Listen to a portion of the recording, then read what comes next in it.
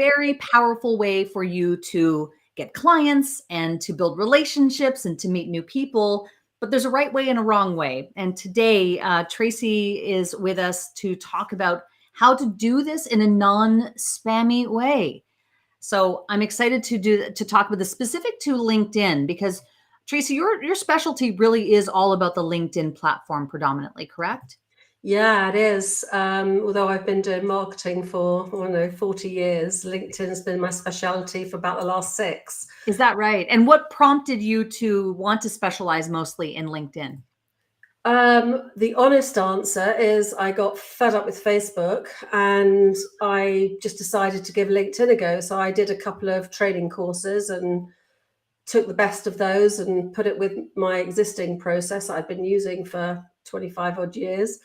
And it worked for me. So I thought, if it works for me, it should work for my clients. And so I gave it a go, and it did. And here I am 6 years later. I love it. What a great story. I think you and me and maybe other people are a little bit frustrated, maybe not just with Facebook, but some of the other platforms. And I have to tell you that for me, especially in this moment in time in 2023, I really feel like LinkedIn is my main platform. And that wasn't always true in the past. I had been more Facebook, maybe Instagram and others, but I don't know. There's a special thing going on in LinkedIn, and I'm really jazzed about it. Yeah, I mean, I just believe that you should go deep on one platform rather than try and cover off every single platform, because we can't be in all different places, at the same time. And each of these platforms have got, they seem simple on the surface, just post and go, but that's not how it works. That's not where the real magic happens. Yeah, I agree.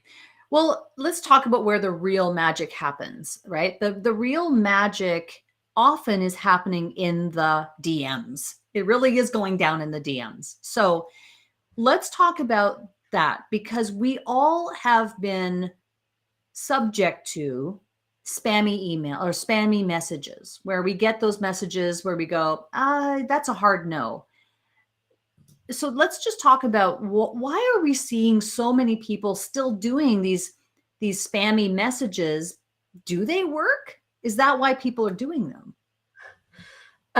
This again, a simple answer to this is, over the last, say, 4 or 5 years, there's been a lot of automation tools that have been launched, and non-savvy people are just thinking, hey, this is going to make me some money. I can send 1 million messages a day and I can get a load of new clients. And that's what people are doing. And that's why you see so many messages in your inbox. And now it's also translating into emails. So those emails that you see in your inbox that are just, in like courier typeface with, nothing, just plain text, they're generally generated by automation. So I think these automation tools have got a lot to answer for. And does it work? Maybe, but who wants to be that person? Are you going to are you reaching the right people? No, you're going to have to send a heck of a lot of messages to get probably a 1% response. Whereas if you really have a good strategy on LinkedIn, you could probably get more 30-40% response rate, conversion rate. Yeah, there's a big difference. And I don't really want to be that person. I believe in authenticity and building relationships. I do too. And I just want to be upfront and confess something. Is that okay?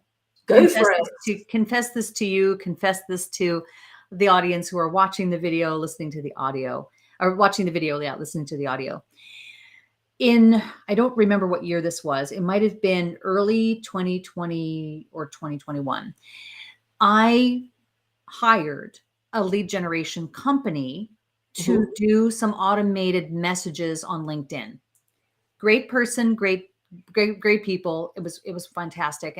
And there was a process of going through crafting that cold outreach message in such a way that would still be in my voice.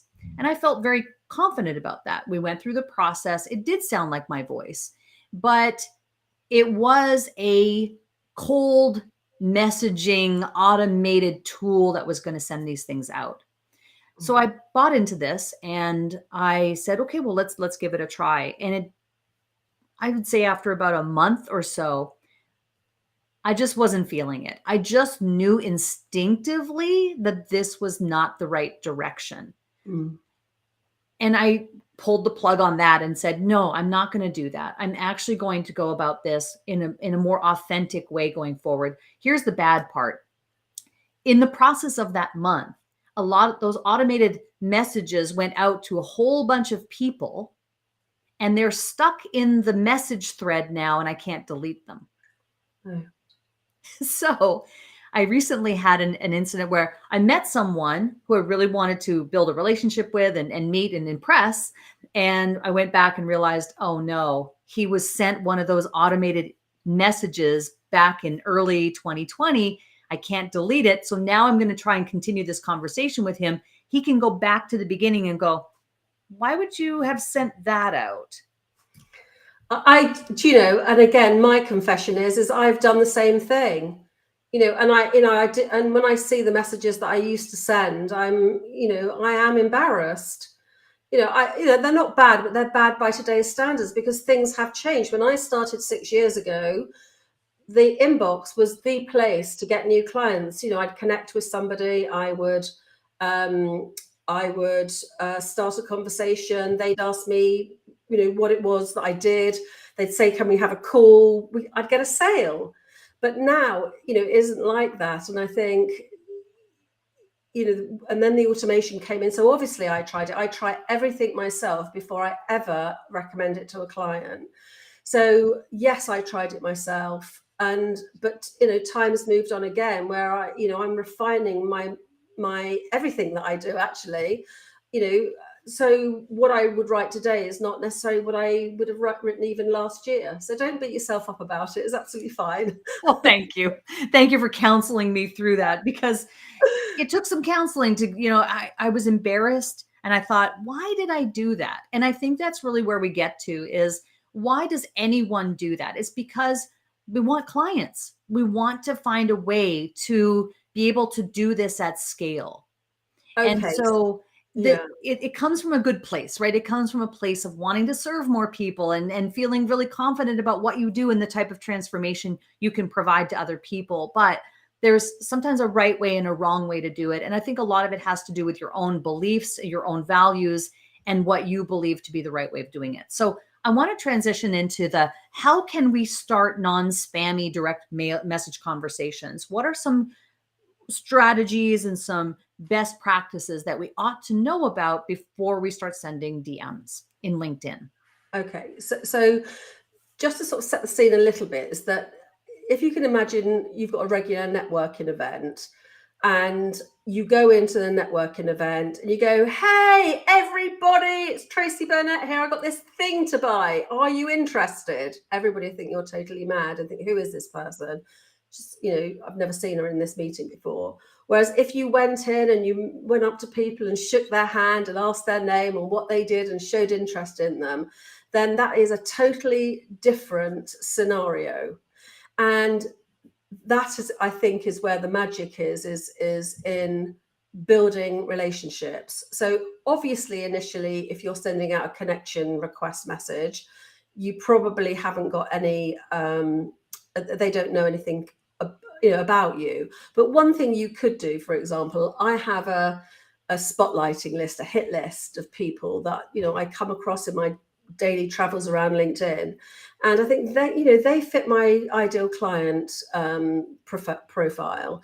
And so they go on my list and I'll check them out and I'll look at their posts. I'll comment on some of their posts over a short period. They then become accustomed to seeing my name. And then I will send them a connection request saying, hey, I've been really enjoying your content. And they know that I'm telling the truth. They know that I'm a real person. And it's not, that approach obviously isn't, you can't do that at scale unless you're on LinkedIn all day or you've got somebody doing it for you. But that is just so much more effective. And so you send the connection request, 9 times out of 10, they're going to accept. You send a thank you message and then some follow-up messages. But if you keep that thought of the networking event in mind, would you say in a networking event, if you wouldn't, don't say it in a LinkedIn message? So I suppose the approach that I'm pushing is a very personal approach. And I'm always polite. I always try and make everything really pertinent to that person, obviously really professional. And we could even take it back a stage further, that if we again use our networking event idea, that you wouldn't, if you were selling to CEOs, you wouldn't go to a networking event that had, I don't know, sales assistants, for example. So don't approach people that aren't your target audience. Always approach people that that they're spot on in your target. And you can take it back even further, actually. So many people say, I can work with anybody, or I work with all CEOs across the world, or all C-suite, and they're never going to be the same. So the first job always for effective messaging is to be really clear about who your audience is. And so then you understand the person, you understand their pains, they understand their issues, their challenges, their life. You understand a little bit more about, the direction that their goals and dreams are going in. And so it's much easier.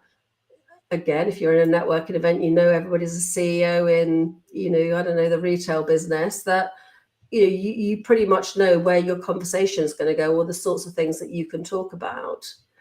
So that's partly what I mean about being sort of pertinent. The thing I love about LinkedIn too is that if someone has completed their profile appropriately, you can learn a lot about that person on their profile to identify whether they are your ideal person and that you want to start a conversation with them from the start. I wonder what your best advice is as far as actually starting that conversation from the perspective of the words to say, because it's so important to know, like, what are the words that we really should start with. I'll give you an example that for us in Scalable Business Accelerator, when we're talking about podcasting, for example, and looking for stages and podcasts to speak on, we often talk about personalize that outreach as much as you can. You can use a templated process to some degree, but you do want to do some research and personalize that pitch. Do we take the same approach when it comes to LinkedIn messaging? And that is like maybe commenting specifically on a piece of content that they've posted, or the activity feed on their LinkedIn, and really drawing that out and specifying a specific thing that they said, or an insight that they shared, or a video that they shared. Yeah, you can say, I love how you thought through that challenge, or I loved your post on, and then maybe give your opinion and ask a question. So it's always good in messaging. A little bit of a rule that I always use is to always end on a question, because you're trying to get a conversation going. You do that in real life. You talk to them about them, and then you'd ask another question. You take the focus off yourself and totally onto the person.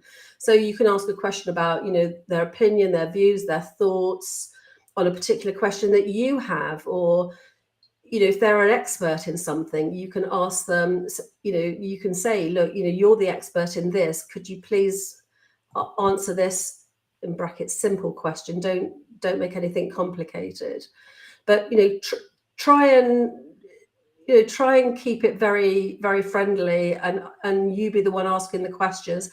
But a little caveat to that is that if you're asking questions, keep the question simple, and make it easy for them to respond, because people don't have time. So if they're going through their inbox, they want to see a short message, they want to see a succinct message, they don't want a block of text, they want it spread out so it looks easy to read. And then you don't want to question. Sometimes a really good question, it's not a really good question, it's a really bad question that I get often, is, what are your goals and dreams for this year? I mean, I know. Hello? No. I get those messages too, and I think, well, how much time do you have? Yeah. And why should I tell you anyway? Because I don't know you. And more importantly, how much time do I have? Not enough time to answer that question. Absolutely. So keep it simple. Ask their opinion. make them put yourself in their shoes. And I think in marketing communication generally, whatever it is, we're all about sort of, about what we do and who we are, and that's not it at all. It's all the focus should be on them, even your profile. And I think when you think where LinkedIn has come from, profiles pretty much used to be resumes. There's still a little bit of that lingering, but we want to talk to them, because as soon as they land on your profile, you want them to know, yes, this is for me, or this person's for me. Yes, they understand my market, or yes, they understand my business or myself, or this page has something of interest to me. Whereas if you're just talking about yourself, then that's not always going to happen. I want to ask you if you have a cadence or a schedule or a number of messages that you recommend that people carve out. Let's say, for example, you know that you want to make X number of new connections this month. You're going to need to send this many direct messages and block that out do 2 per day for the next week.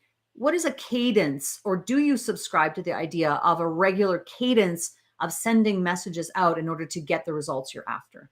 Yeah, I mean, if most of your marketing is done through the inbox, then you really do need to know what your figures are. So you almost turn that question on its head. How many new clients do you need? How many sales calls do you have to get that number of new clients? How many initial calls might you have to get to the sales call? How many conversations do you need to get started? So, and from that will come and what's your conversion rate as well, and from that will come the number of connections you need to make.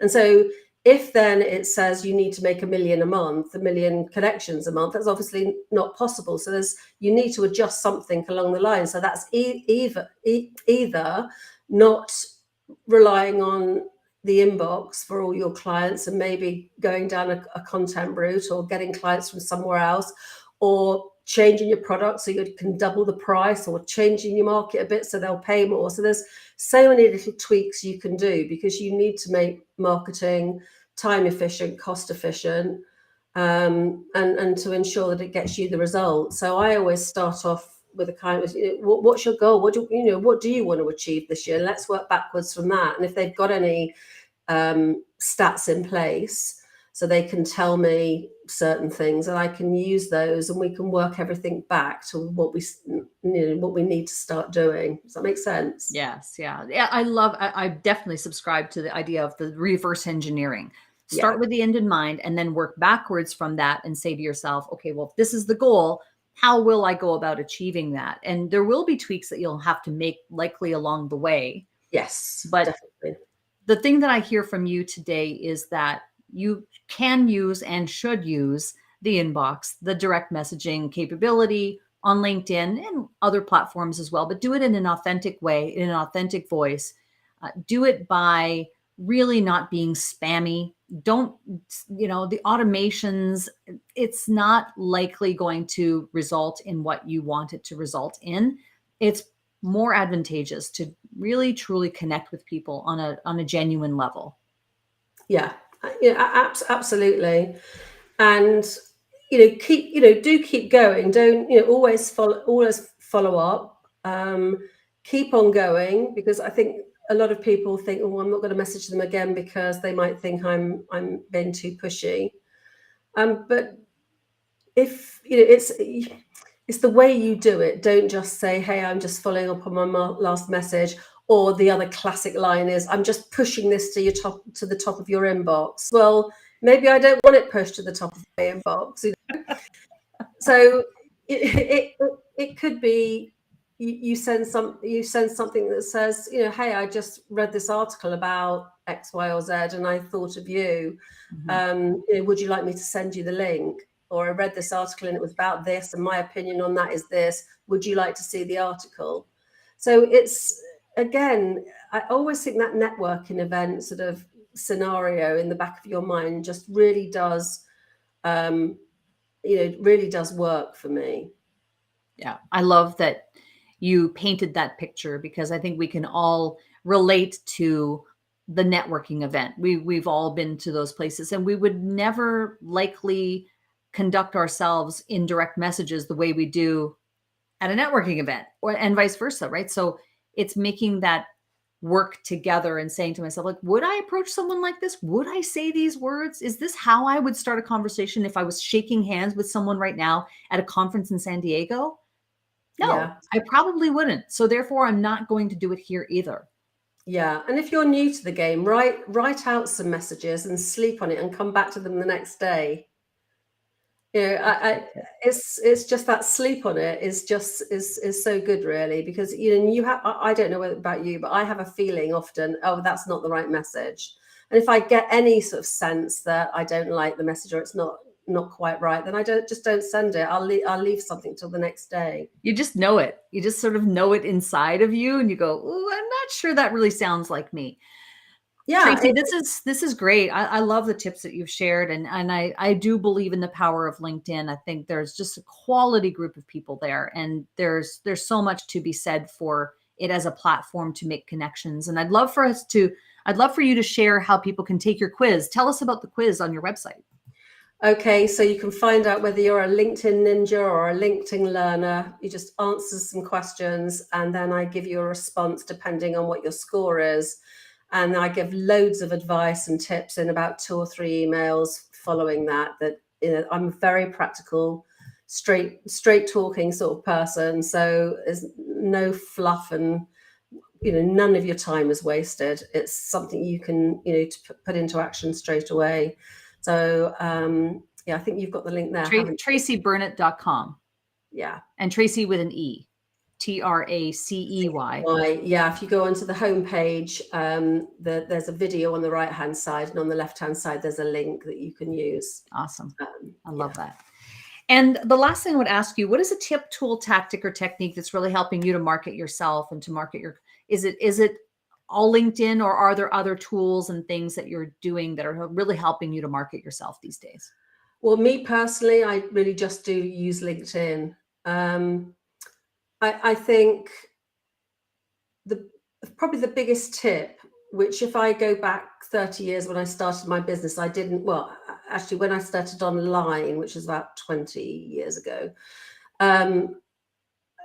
I followed these gurus that say, I can get you 10 clients in 10 minutes, and adopted the advice that they gave. And that's never going to work, because it's not you. The chances are it never worked for them. It might have worked for one of their clients, and that's about it.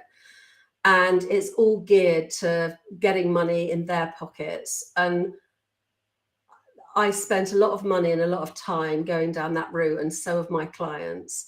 And I think there's nothing more compelling than somebody being themselves and being true to themselves and being authentic. And that will win you the right type of clients, because we all want to work with clients that we love. It's like getting married. We want to marry the right person. And the same goes for clients. If you've ever had a client that you're not a match with, it's like awful getting through that work. Yes. Yeah. Yes. Oh, Tracy, this is fun. I really appreciate you coming on Cash In on Camera today and sharing these insights. It's been really helpful, I think, for me, for our audience who are watching the video and listening to the audio as well. We really appreciate you taking the time to come in and share these tips on how to start non-spammy direct message conversations. This is hand-to-hand combat in some ways, right? Like, let's just look at this from the standpoint of building genuine connections with people and putting in the effort that is required to do that. And it will be fruitful for you in the long run. I really think that's and true. and it is a long game. It does happen where somebody says, oh, hi, in fact, it happened to me last week. I connected with somebody. I hadn't met them at a networking event, but actually we'd been in the same room. I just said, hey, I know you were there. Let's connect on LinkedIn. And he said, let's have a chat. I want to know more about what you do. So it can be that easy, but you do have to stick with it. You need to be in it for the long haul. There's no easy answer. No, this is great. Well, thank you so much. And one last word for those who are watching the video right now, if you want to connect with me, we have a QR code on the screen that you can put your camera on to connect with me, find out where I'm speaking, find out how you can connect with me and some of the workshops that we have coming up. So feel free to do that as well. If you are listening on audio, you can go to any of my social platforms at Cheryl Plouffe, and you'll find the link in the bio to find the same route to what we're up to here at Cash In on Camera and Scalable Business. Thank you, Tracy, for being here today. We really appreciate your insights. Absolute pleasure. See you soon.